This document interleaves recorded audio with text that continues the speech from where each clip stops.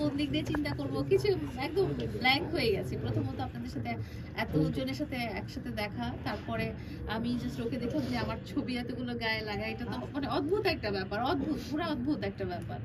তারপরে দেখছি যে সে আমাকে নিয়ে একটা গান গেয়ে ফেলেছে, সেটাও একটা অদ্ভুত ব্যাপার, কেউ করে নাই আজ পর্যন্ত। আর তারপরে সে বলল 20 তালা কি 20 তালা থেকে 20 তালা বিল্ডিং থেকে লাফ দিচ্ছিলাম। কেন ভাই আমার জন্য কেন মরতে হবে? কোনো দরকার নাই, বেঁচে আমি তোমাকে ভালোবাসি। আচ্ছা থ্যাংক ইউ। আচ্ছা একটু জানতেই চাই যে ভালোবাসাটা আসলে কোন ভাই বোন রিলেটেড নাকি জীবন সঙ্গী হিসেবে? জীবন সঙ্গী, কারণ এখন তো প্রিন্স মামুন নাই। প্রিন্স মামুন তো প্রতারণার শিকার হয়ে লাইলাকে ছেড়ে চলে গেছে, তো ওই ক্ষেত্রে আমি ঢুকতে চাই। তার মানে সুযোগটা কাজে লাগাইতে চাই। আরে ভাই একটু কুল থাকেন না।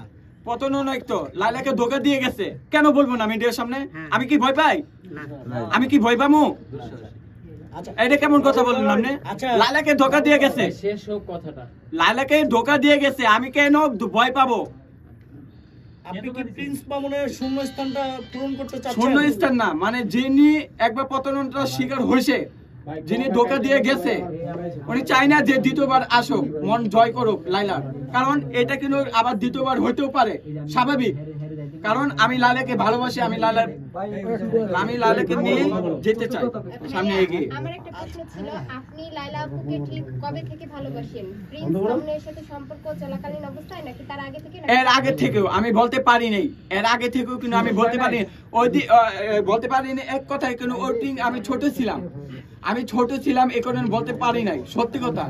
আর যেদিন থেকে আমি ভালোবাসতাম, ওই দিন থেকে আমার মামু ভাইয়ের সাথে কোনো কথাবার্তা চলে নাই। তো আমি কিভাবে ভাই আপনাকে দেখে মনে হচ্ছে যে আপনার বয়স সর্বোচ্চ 12 বছর হতে পারে। আপনি কখন থেকে আপনি আইডি কার্ড দেখবেন, আমার A to Z প্রমাণ আছে, আমার বিয়ে যে করব ওটাও প্রমাণ আছে, আমার বিয়ে করবেন সেই প্রমাণও আছে? জি আছে, 100% আইডি কার্ড আছে, দেখবেন। দেখাও দেখেন আইডি কার্ড দেখান। মানে আপনার বিয়ের বয়স হচ্ছে? আমি কোনো বাটপার না, সিটারও না। আমি লালাকে ভালোবাসি। ফোনে কেন অরিজিনাল কই? একজন নীল ক্ষেতের আইডি কার্ড। এটা এডিট করছেন কোথা থেকে আপনি?